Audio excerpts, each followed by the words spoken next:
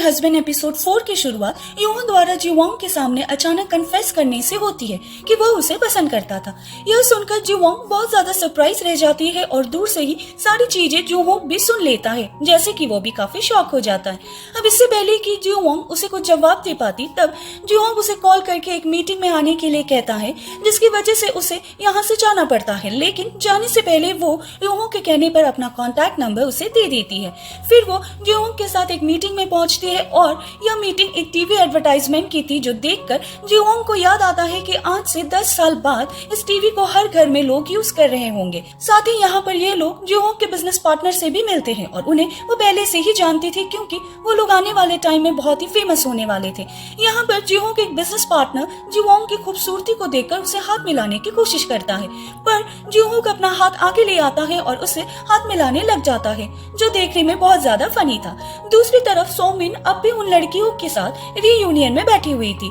जहाँ पर वो लड़की अब सोमिन से सवाल कर रही थी कि उसने उन लोगों से हमेशा झूठ क्यों बोला और हर बार जीवोंग को नीचा क्यों दिखाया। तो वापस से वो बहाना बनाने लग जाती है, लेकिन इस बार वो लड़कियां उसकी बातों में नहीं आती और वो उस पर चिल्लाती है कि सिर्फ उसकी वजह से उन लोगों ने जीवोंग को बुली किया, जो सुनकर सोमिन को बहुत ज्यादा गुस्सा आ जाता है और वो बदले में बोलती है कि उसने तो कभी नहीं कहा उन लोगों को कि वो लोग जीवोंग को बुली करे। जिसके बाद वो वॉशरूम में जाकर जीवोंग को कॉल करने की कोशिश करती है, क्योंकि वो बहुत ज्यादा गुस्से में थी, लेकिन वो उसका कॉल नहीं उठाती, जिस वजह से सोमिन वहाँ से बाहर आ जाती है। लेकिन तब तक सब लोग जा चुके थे और उसके लिए वहाँ पर कोई भी नहीं रुकता, इसीलिए अब यहाँ से अकेले बाहर आना पड़ता है। आगे हम देखते हैं कि जीवोंग के बिजनेस पार्टनर को अपने कुछ सजेशन देने की कोशिश करती है, ताकि उन्हें एडवर्टाइजमेंट में मदद मिल सके, पर वो जीवोंग की यहाँ पर इंसल्ट करता है और सिर्फ एक लड़की की तरह चुपचाप वहाँ पर खड़े रहने के लिए कहता है। यह सुनकर जीवोंग उसके सामने आ जाता है और वो बिजनेस पार्टनर को बोलता है कि जीवोंग एक डिजर्विंग एम्प्लॉय है, इसीलिए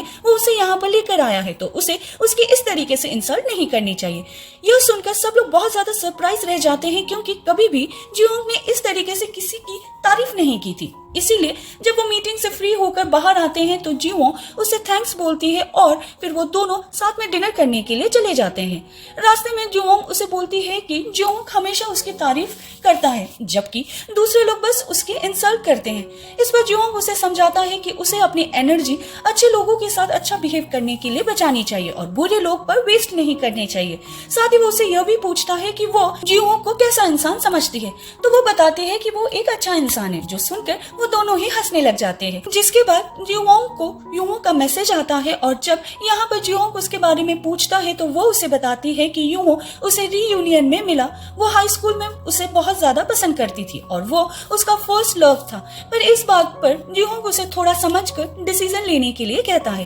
क्योंकि वो नहीं चाहता था कि जीवोंग को कोई और प्रॉब्लम आए। दूसरी तरफ मिनवान को कैंपिंग से निकाल दिया जाता है, क्योंकि यहाँ पर वो लड़कियों के साथ बिल्कुल भी अच्छा बिहेव नहीं करता है, इसीलिए वो अपने फ्रेंड के साथ वापस घर आ रहा था। रास्ते में उसका फ्रेंड उसे परेशान करने लग जाता है कि जीवोंग ने उसका फोन या फिर उसके मैसेज का कोई भी रिप्लाई नहीं दिया। इसका मतलब यह है कि वो मिनवान के साथ सिर्फ शादी करने के लिए है और उसका चक्कर किसी और के साथ चल रहा है, पर मिनवान उसे समझाता है कि वो ऐसा नहीं कर सकती। जिसके बाद वो अपने फ्रेंड की सारी चॉकलेट भी चुरा लेता है और रास्ते में ही उतर जाता है। उसी वक्त जीवोंग और जीवोंग कार से उसी रास्ते से जा रहे थे, जहां मिनवान को देखकर जीवोंग अपनी सीट पीछे कर लेती है और छुप जाती है। जहां आगे जाकर उसे वापस से सोमिन भी दिखती है, तो उसे देखकर भी छुप जाती है, जिससे कि जीवोंग को भी हंसी आ जाती है और फिर दोनों हंसने लग जाते हैं। दूसरी तरफ मिनवान आगे सोमिन से मिल जाता है और दोनों जीवोंग के घर पर जाते हैं, लेकिन वहाँ पर मिनवान जब जीवोंग के घर का लॉक खोलने की कोशिश करता है तो वो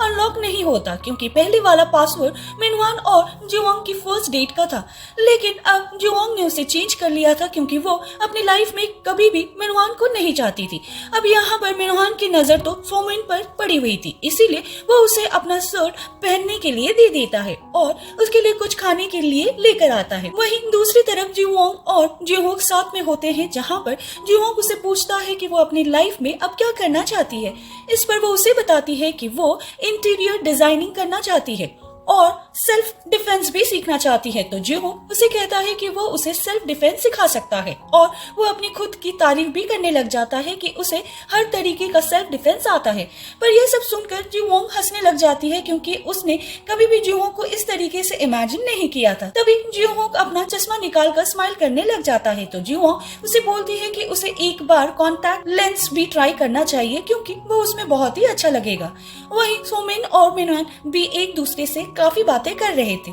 सोमिन यहाँ पर काफी दुखी भी होती है कि जीहोंग उससे दूर होती जा रही है। तो यहाँ मिनवान अपना चांस मारता है और सोमिन से बोलता है कि कोई बात नहीं, मैं तुम्हारे साथ हूँ, जो सुनकर वो भी एकदम से खुश हो जाती है और दोनों एक दूसरों को देखते रह जाते हैं। इसके बाद जीहोंग को घर छोड़ने के लिए आता है, जहाँ वो उसे समझाता है कि उसे शादी करने से पहले बहुत लोगों से मिलना चाहिए और फिर पार्टनर चुनना चाहिए, यहाँ फिर उसे शादी नहीं करना चाहिए। जो सुनकर जीहोंग उससे मजाक में पूछते हैं कि क्या वो कभी शादी नहीं करेगा, तो वो उससे कहता है कि वो भी शादी करना चाहता है पर उसने अब तक सोचा नहीं। यह सुनकर दोनों एक दूसरों की बातों पर हंसने लग जाते हैं। घर आने के बाद जीहोंग अपनी टेबल पर एक ड्राइंग बुक को देखता है जिसमें उसने कुछ इंटीरियर डिजाइन बनाई हुई थी और उसमें यूहो ने कलर कर रखा था। साथ ही वहाँ पर उसने उसके लिए एक नोट भी छोड़ा था कि उसे एक नई जगह पर शिफ्ट होना चाहिए, जिसके बारे में जीहोंग सोचने लग जाती है। तभी उसे सबसे पहले सोमिन का कॉल आता है पर वो उसे अटेंड नहीं करती और फिर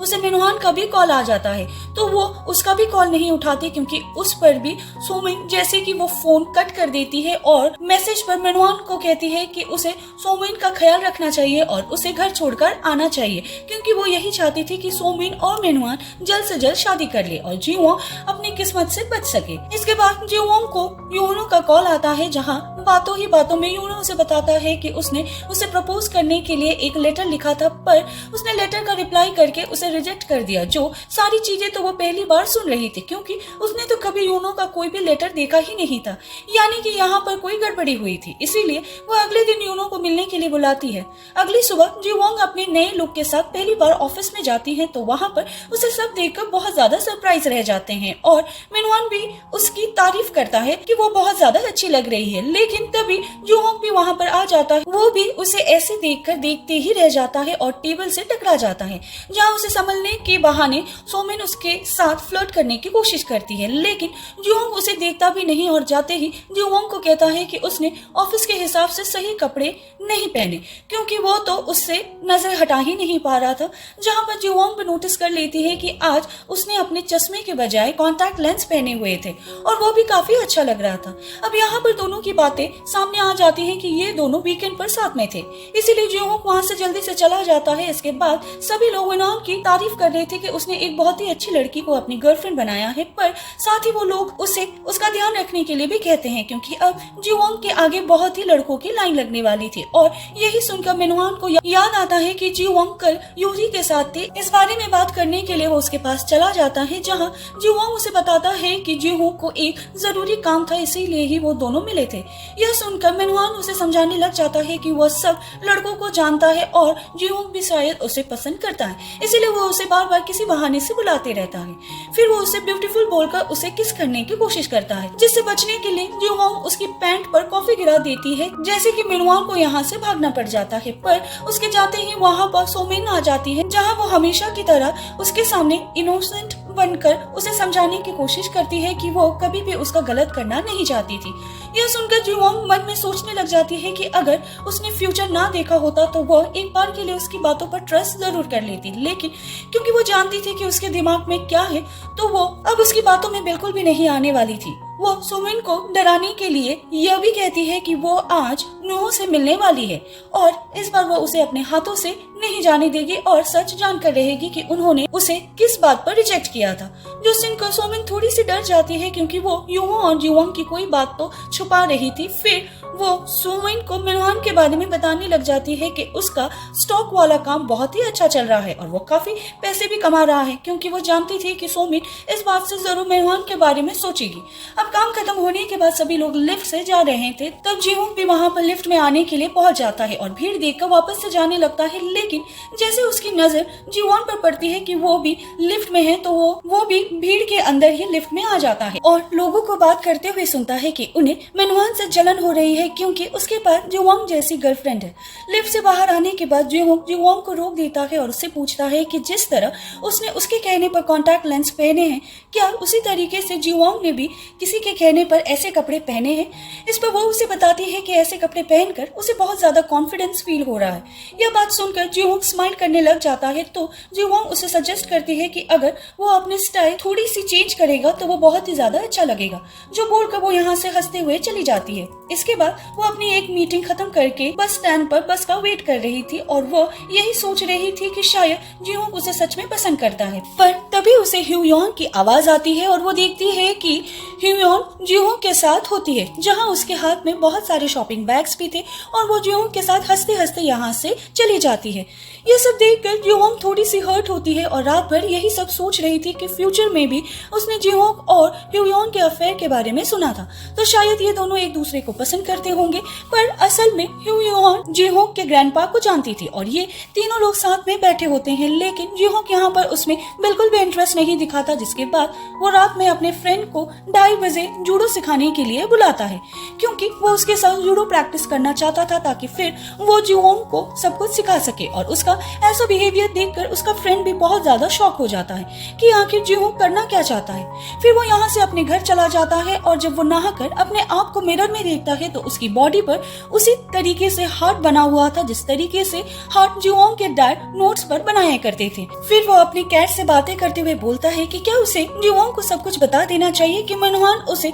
सोमिन के साथ मिलकर धोखा देने वाला है, यानी कि वो भी यह सारी चीजें पहले से ही जानता था, जिसका मतलब यह था कि शायद उसे भी वापस से एक नई लाइफ मिली हो। और यह चीज बहुत ही शॉकिंग थी। यहाँ से अब हम फ्लैशबैक का सीन देख पाते हैं कि जीहोंग 13 अप्रैल 2023 को जीहोंग के फ्यूनरल में आता है और वो देखता है कि जीहोंग के मर्डर के क्राइम में सोमिन और मेनुआन को अरेस्ट कर लिया जाता है, जहाँ वो बुरी लड़की और यूहों की सारी बातें भी सुन लेता है कि कैसे सोमिन ने उनसे वो सब कुछ झूठ बोला था, जो सुनकर जीहोंग को बहुत ज्यादा पछतावा होता है। आखिर उसने जीहोंग के बारे में पहले जानने की कोशिश क्यों नहीं की, कितनी ज्यादा प्रॉब्लम से गुजर रही है। इसीलिए उस दिन वो बहुत ज्यादा ड्रिंक कर रहा होता है और एक कैट के रास्ते में आ जाने से उसका एक्सीडेंट हो जाता है, जैसे कि वो भी जीहोंग की तरह 2013 में पहुंच जाता है, यानी कि उसे भी जीहोंग को बचाने का एक दूसरा मौका मिला था। तभी उसकी बॉडी पर वो हार्ट का निशान था, इसीलिए अब तक वो जीहोंग को छोटी छोटी प्रॉब्लम से बचा रहा था, क्योंकि वो सब कुछ पहले से ही जानता था। जैसे कि डोंग को वो ऑर्डर देकर जीवोंग के घर पर भेजना और